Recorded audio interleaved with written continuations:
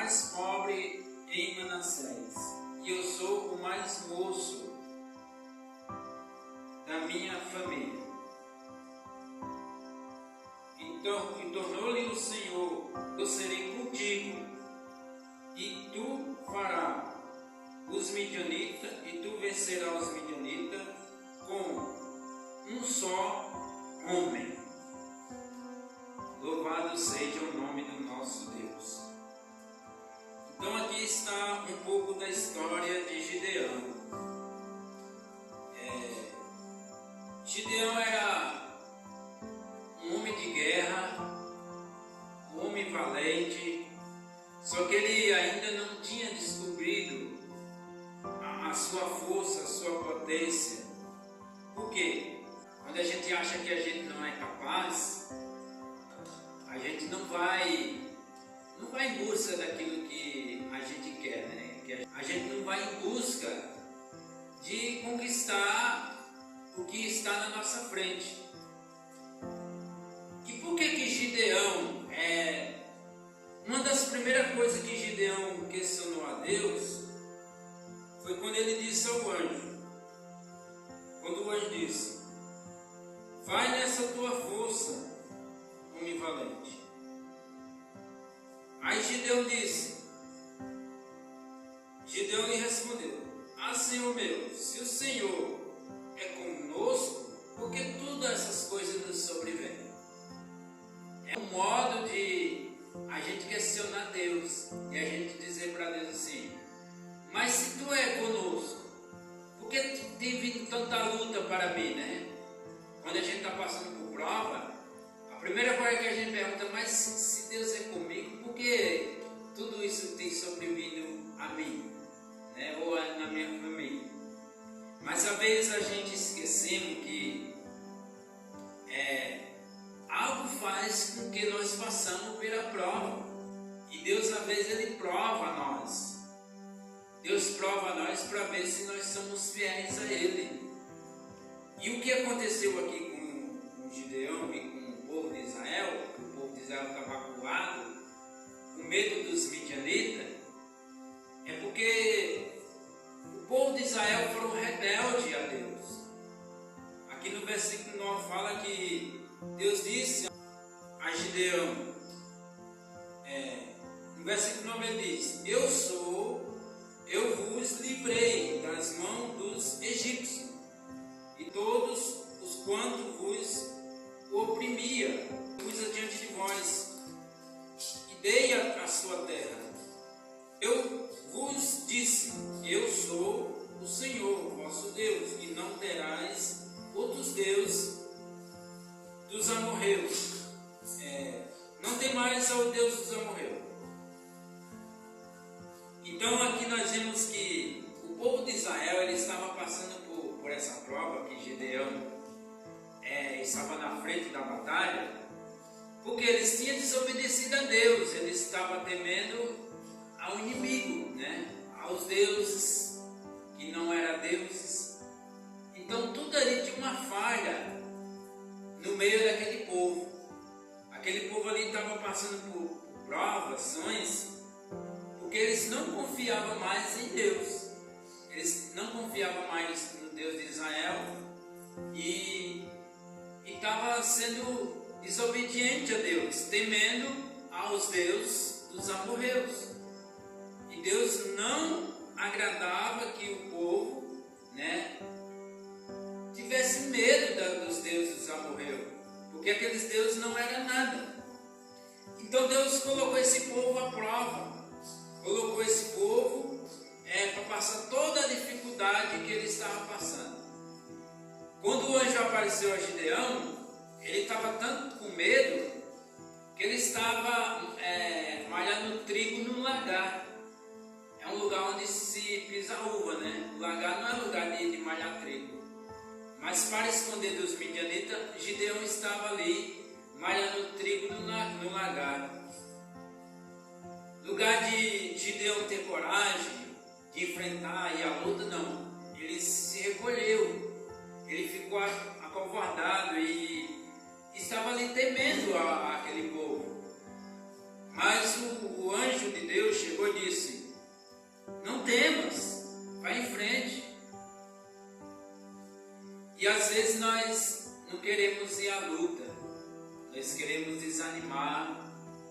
É isso que nós aprendemos aqui com essa história de Gideão.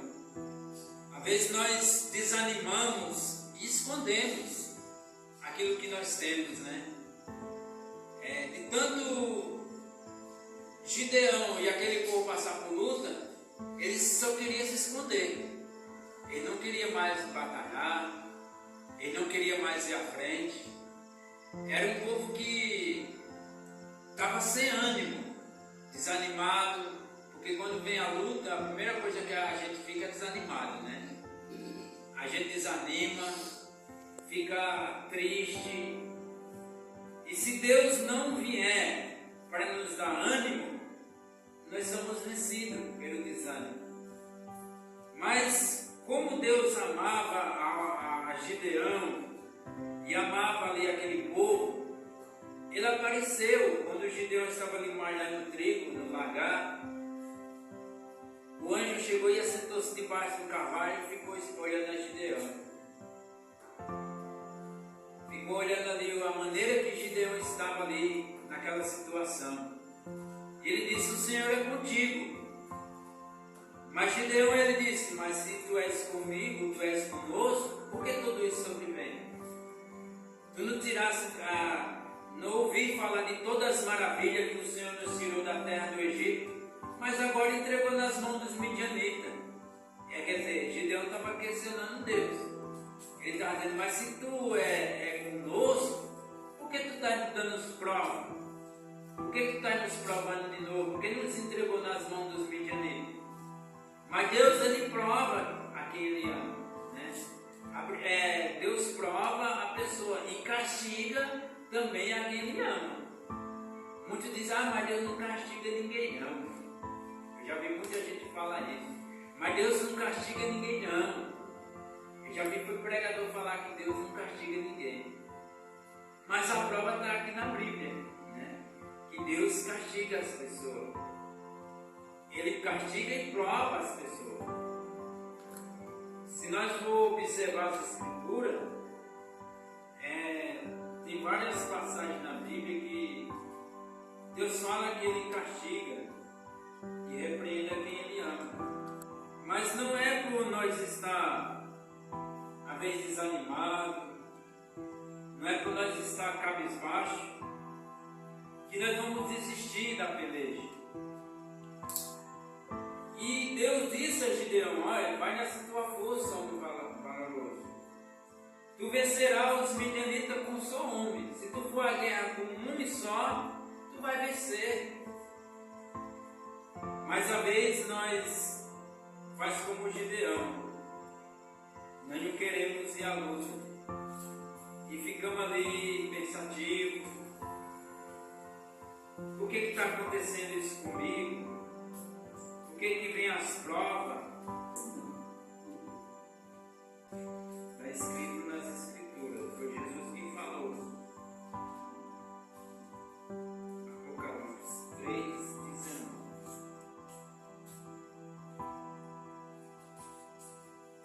Apocalipse 3:19 diz assim: eu repreendo e castigo todos os quanto o amo. Portanto, ser zeloso e arrepende-te. Aqui nós vemos que Deus castiga, né? Como Ele estava castigando o povo de Israel, como Ele estava colocando ali aquele povo para oprimir o povo de Israel. Ele estava colocando os midianitas diante do povo de Israel para que aquele povo recebesse ali uma repreensão de Deus, né? Porque o povo de Israel era conhecido como um povo valente, um povo que vencia a guerra, um povo que ia na batalha, mas ali ele estava sendo oprimido pelos midianitas. Foi o caso de Gideão. Gideão estava ali sendo oprimido por aquele povo, ao ponto de deixar o lugar que ele era acostumado a malhar o trigo, para ir malhar o trigo onde era pisada as uvas. Por quê?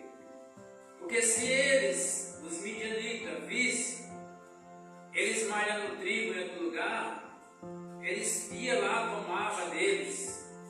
Na palavra diz, quando aquele povo plantava, os midianitas arrancavam tudo que era plantado. Então aquele povo estava passando por uma prova terrível.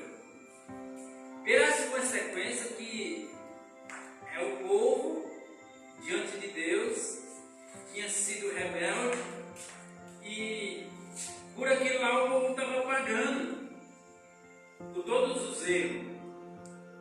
Mas nós vemos que Deus, ele estava ainda com Gideão. Mas Gideão disse, Senhor, eu sou o mais pobre, eu sou o mais pequeno na casa da minha família. Não tem outro não, manda outro, né? Mas às vezes Deus quer que nós, que achamos pequeno, que nós iremos à frente, né? Deus, ele quer que nós, que se achamos nada, que nós vamos na luta, na batalha. Porque Deus, ele usa os mais humildes, né? Isso aqui é para ter uma prova que Deus não usa a pessoa ser da alta sociedade. Deus usa os mais pequenos, aquele que se acha que não é nada. E Deus estava com Gideão, porque ele queria usar Gideão nessa batalha. Ele queria que Gideão fosse à frente e lutasse, né? E mesmo assim, nós temos um exemplo de nós. Se nós achamos pequenos, que nós não somos capazes, às vezes nós achamos que nós não sabemos falar, ou que não sabemos ler, não sabemos explicar, mas Deus, ele quer usar aquele que se acha que não é nada, né?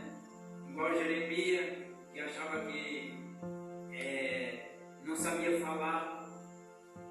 Mas Deus, ele capacita aqueles que não são capacitados, né? Deus, ele prepara aquele que não está preparado.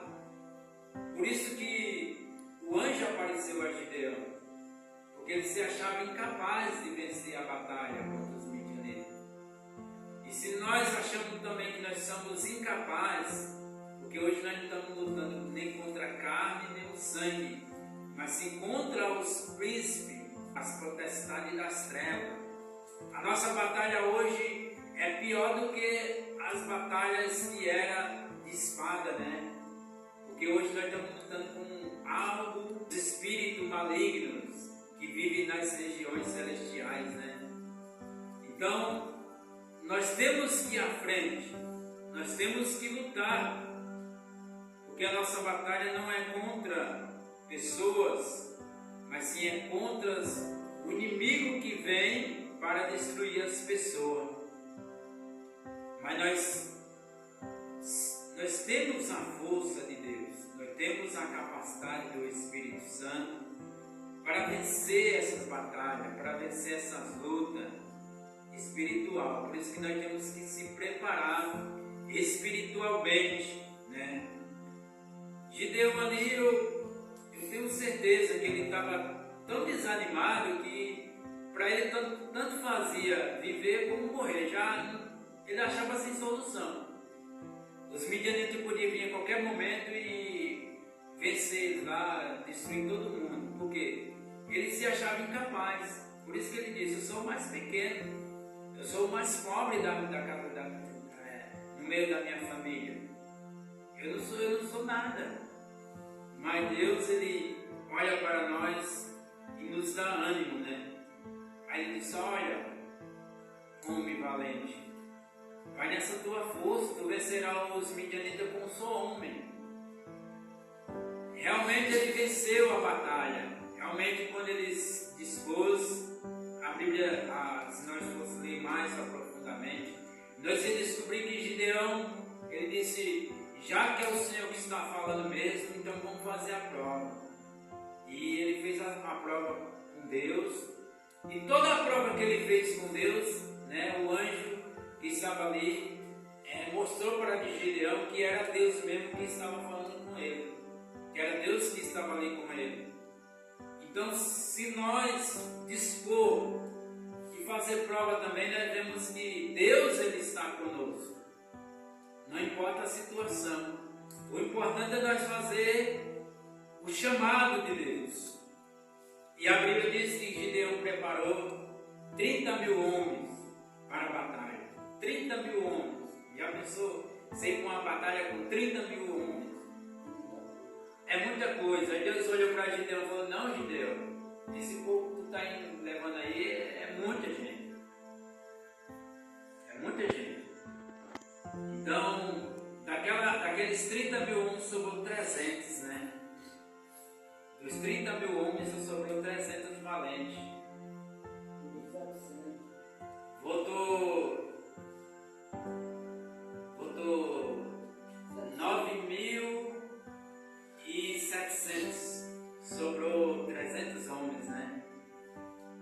Então nós vemos que Deus ele quer que nós vencemos, não é por quantidade, mas é pela fé. Nós lutamos pela nossa fé.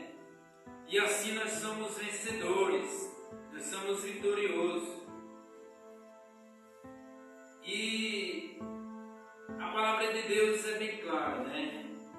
Que Ele prova e castiga aquelas pessoas. Por isso que Gideão, ele estava passando pela prova, pelo erro das pessoas que esqueceram de Deus. Aquelas pessoas, elas não tinham mais ânimo de buscar Deus. Estava temendo aos deuses amorreus. Temia aos deuses, mas não temia a Deus, né? É como muitos hoje temem a outros deuses que não são Deus, mas não temem a Deus, não obedecem a Deus. Você vai falar de Deus, aí eles falam que a Bíblia é a história de carochinha, que é conto de fada. Eles só acreditam naquilo que eles têm na mão, que são os deuses de imagem, de pedra, de escultura, que não são Deus. Eles escutam conto de fada, mas não acreditam na história que é contada nas Escrituras. Mas o importante é que aquele que serve a Deus, eles creem em Deus e confiam em Deus, né? Eles creem que realmente Deus está na sua frente. É o que nós temos que crer, que Deus ele está na nossa frente e que Ele é conosco. Nós não devemos temer nada, mesmo que seja um inimigo forte, um povo valente, que era aquele povo que estava ali oprimindo o povo de Israel. Era um povo forte. Gideão achava que nunca venceria uma batalha contra os midianitas, porque era um povo valente, um povo de guerra. Mas mais forte era o Deus que estava com Israel, que estava com Gideão. Mais forte é o que está conosco do que está lá fora no mundo. O povo do mundo pode ser muito, mas a maioria não tem Deus. E a minoria, que é aqueles que se acham capazes, que acreditam em Deus, Deus está com esse povo. Então, se nós formos na batalha, nós vamos vencer o nosso adversário, que é Satanás. Nós vamos vencer com uma só palavra, que é a palavra de Deus, né? E nós vemos que a história de Gideão, ela serve para os dias de hoje, para nós. Que nós não devemos desistir, desanimar, como aquele povo estava desanimado. Porque quando nós desanimamos, é que o nosso inimigo ele se acha mais forte. Quando nós não se acha capaz, aí é que o diabo ele se acha que ele tem mais capacidade de nos vencer.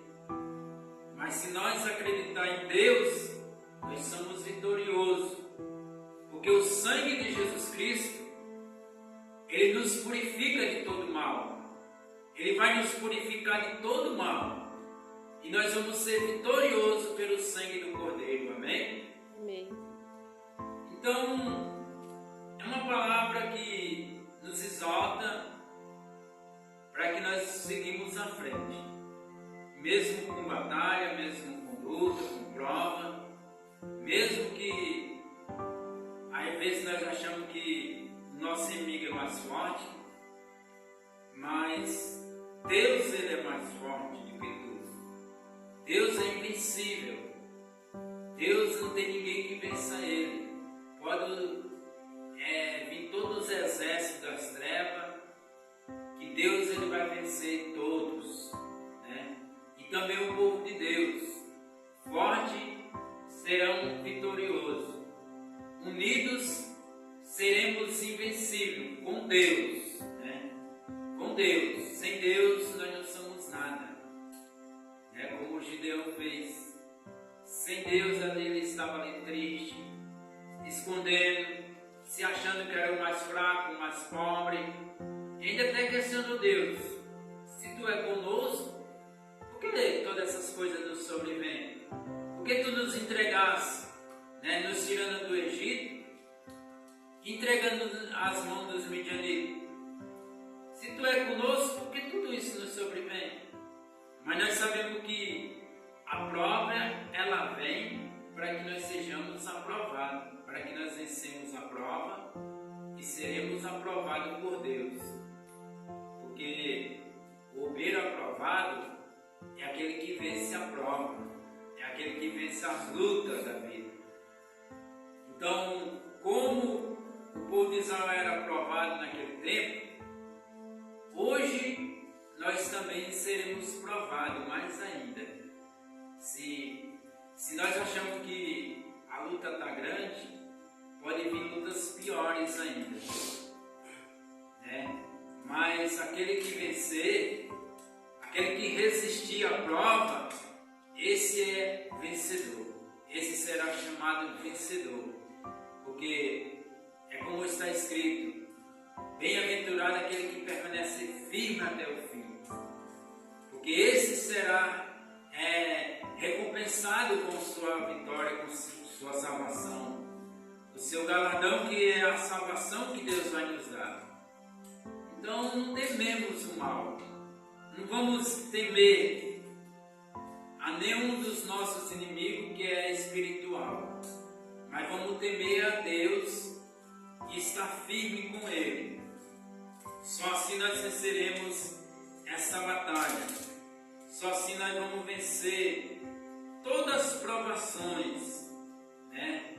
Como os servos de Deus venceram, como os discípulos passaram pelas provas, assim também os servos de Deus de hoje, aqueles que são fiéis a Deus, ele vai passar, porque Deus vai provar. Deus falou, Jesus falou: eu provo e castigo a quem ama, né? Lá em Hebreus também, deixa eu ver se eu lembro aqui, Hebreus, está escrito,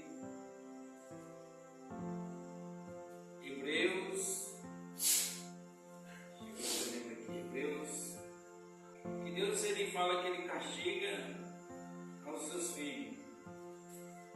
Então ele nos disciplina, ele nos prova realmente para nós ver se nós somos firmes com ele. Depois eu vou achar e vou passar por cima. Mas é importante nós provar dentro das Escrituras que Deus castiga a quem Ele ama.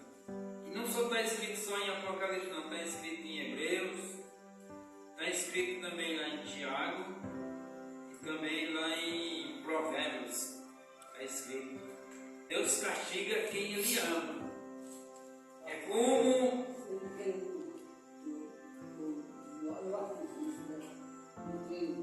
Crê não, mas está escrito na Bíblia: Deus castiga a quem Ele ama. O pai não castiga o filho, não corrige o filho. É nessa correção que Deus ele prova nós. É nesse castigo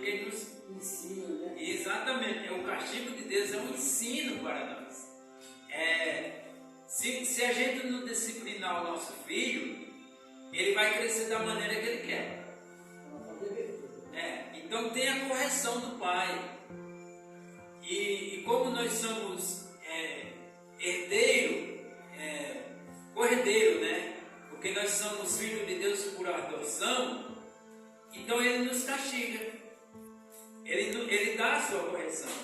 Porque senão ele vai viver de qualquer jeito.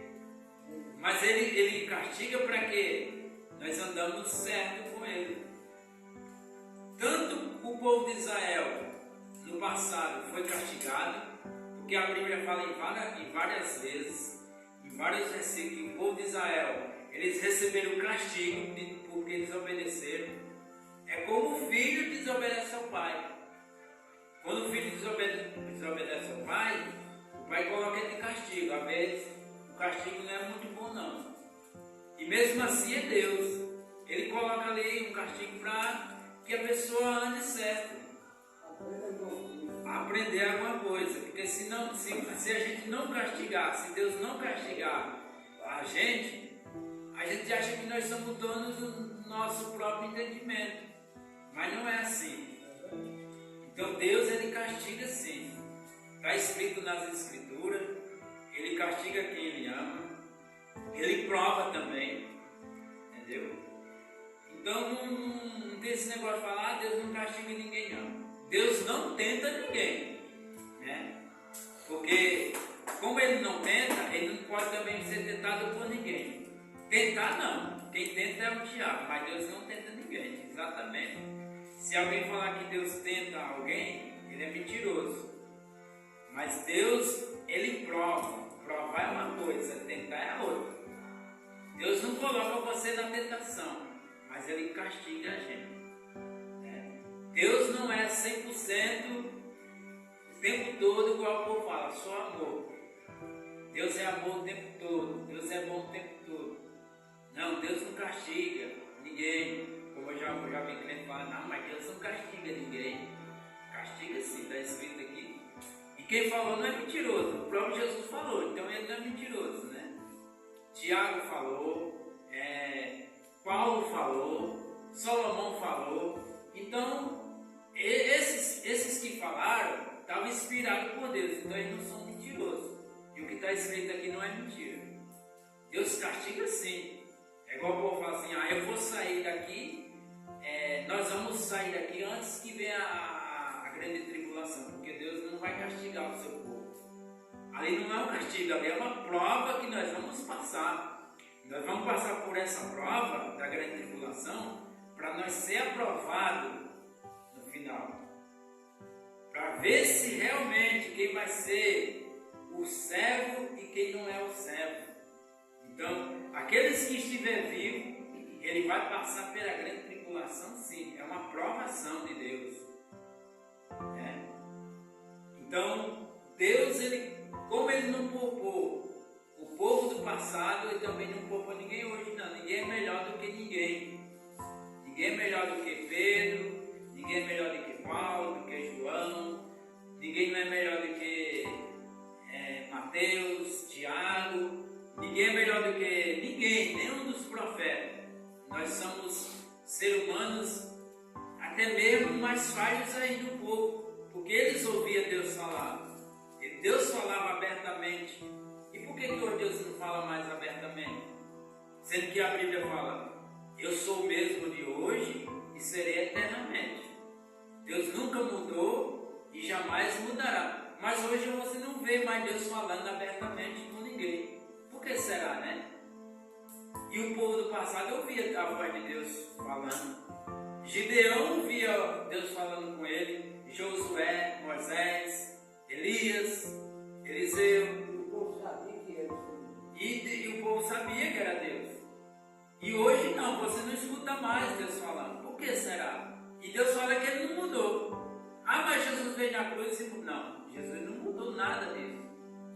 Jesus disse que ele veio para cumprir a lei. Então tudo que estava escrito, Jesus cumpriu. Né? E Jesus não mudou nada do que Deus falava e do que Deus não falava. Deus continuou falando e com o povo, como ele falava,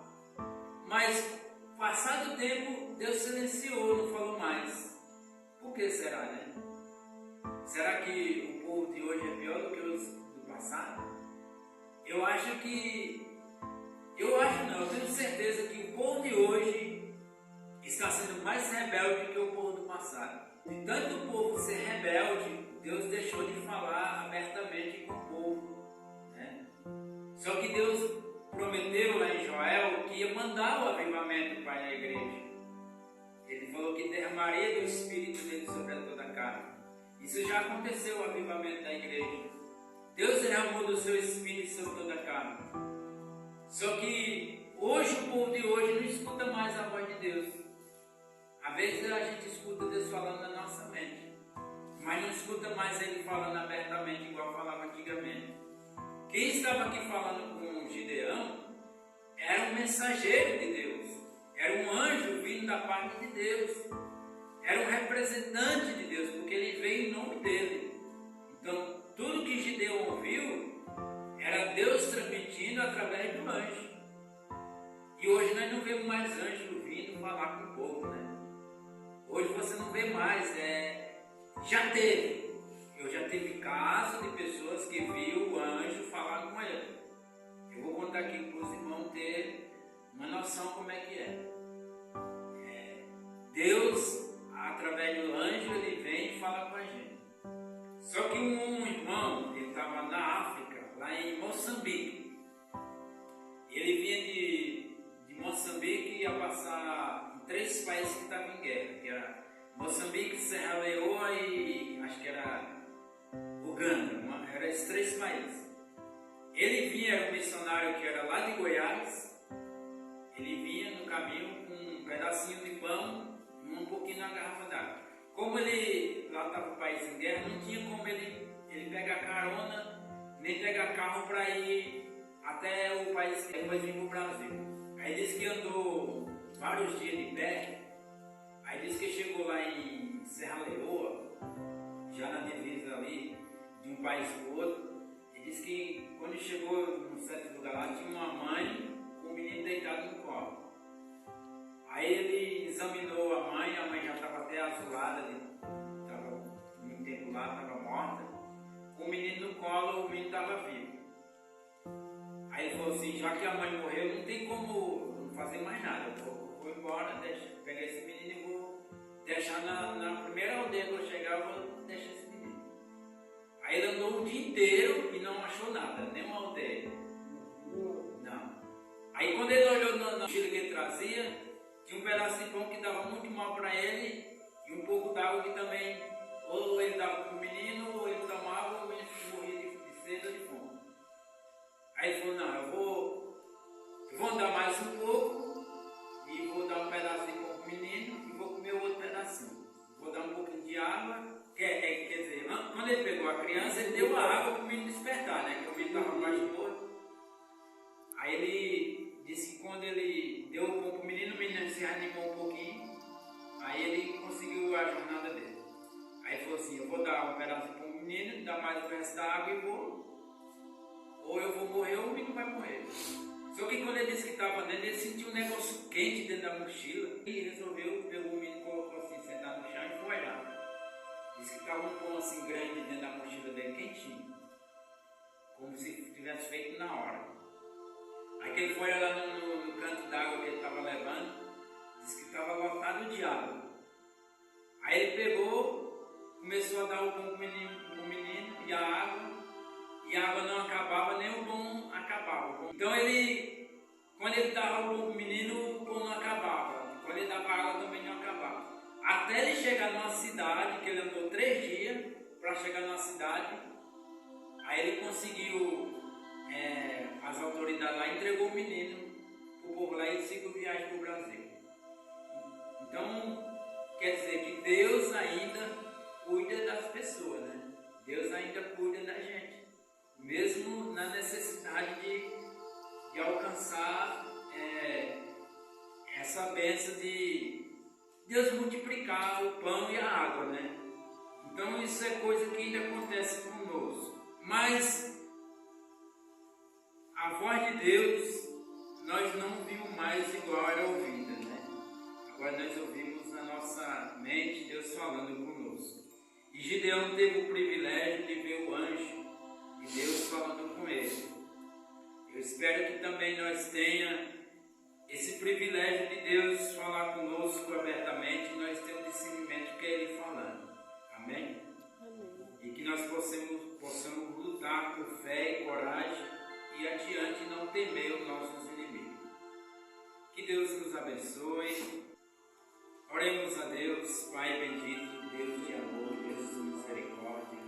Nos dás a tua graça, a tua bênção, opera as tuas maravilhas e vem estar conosco, nos dando fé e coragem, força, ânimo para vencer, meu Pai. Esteja conosco e nos dás a tua paz, repreendendo as obras do inimigo contra nós. Que tu possa estar conosco a cada dia, a cada momento e abençoar completamente a nossa vida e a vida de cada um dos irmãos. Abençoa aqueles que estão enfermos, que estão doentes, as pessoas que estão problemáticas. Pai, venha repreender as obras do mal, que seja destruída e lançada por terra, em nome do teu Filho amado e do nosso Jesus, o nosso Messias, esteja conosco para todo sempre. Amém.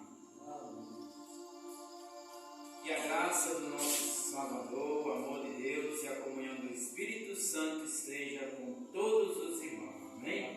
Amém.